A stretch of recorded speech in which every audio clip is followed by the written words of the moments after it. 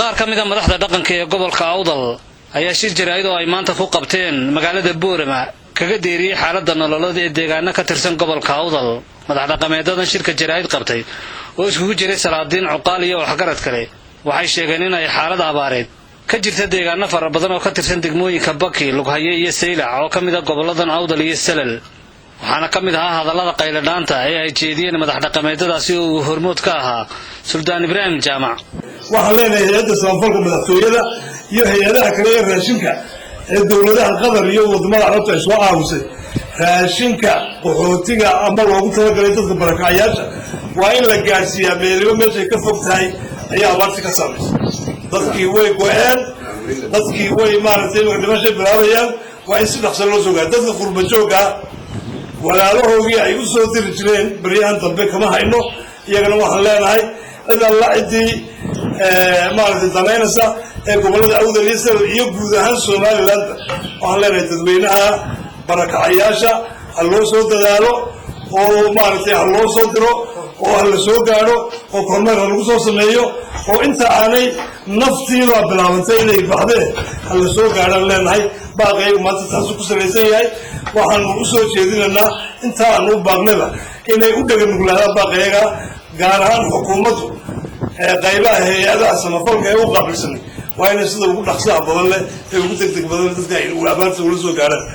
anigu waan soo maray bilahan maalmaan u dambeysay ee wasiirkaasi maray iyana mar soo maray waxaynu arkay iyo wax ka daran oo weliba xiriiryaha ka xigay ayaa yaalla meesha. dhibaato aad u weyn baa taalla.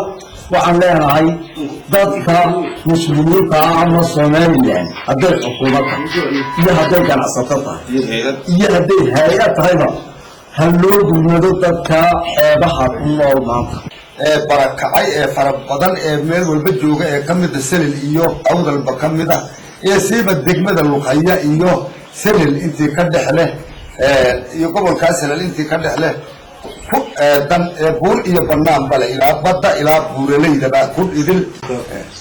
waxaan ku soo qaadinaynaa si degdeg ah loo soo gaaro dadka ciddii ka dawladii ka mas'uulahayd si degdeg ah madaxda loo soo gaaro baan qabaa oo leenahay oo ka shirka jiraa'id u qaba. horta gobolka gebigiisa abaarta wada haysa Salal iyo Awdalba waxa se imika meel ku oodan oo soo baraka isku yimiday gargaara iyo garbada darba qaxooti ahaan loo fadhiyaa baraka.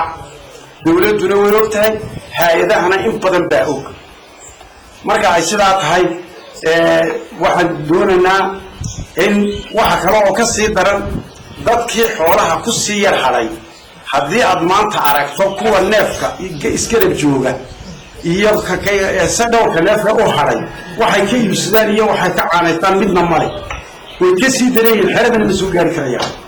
waxaan leenahay dadkaasi si kastaba ahaatee qayladhaantan ayaa ku soo beegmaysa xilli uu hore ugu dhawaaqay wasiirka wasaaradda caafimaadka ee Somaliland, taasi oo sheegay in degmooyinkaasi ka jirto xaalad u baahan gurmad caalami ah, balse ilaa hadda war cad kama ay soo saarin xaaladda deegaanadaasi qayladhaantu ka soo yeedhayso.